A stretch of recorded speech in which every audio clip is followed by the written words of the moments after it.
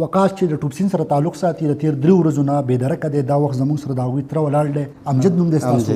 ښه. څویمه ورځ زموږ خو وي 3مه ورځ ده. بس دا 3مه ورځ شروع کېدو واده شوله. ښه. د څه ټایم نه بېدرکه دی؟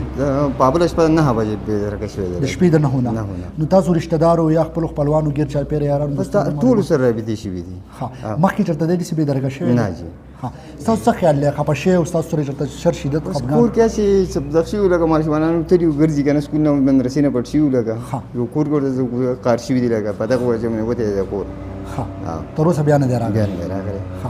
والي صاحب د هغوی تاسو څه وایي چې په سعودي کې دی؟ په سعودي کې دی. نو مور خو به هم ډېره زیاته خفه وي، پلار به هم رابطې کوي؟ بلکل پلار هم رابطه کوي، مور هم خفه ده. ښه. ټیک. ګرانو کتونکو د ټوپسین نه تاسو ته مخاطب یو. زموږ سره امجد ولاړ دی، د وقاص تره دی جي. وقاص چې 12 کاله عمر لري او د تیر 3 ورځو نه بېدرکه دی. خپل خپلوان هم ډېر زیات په تشویش کې مبتلا دي، خفګان دی.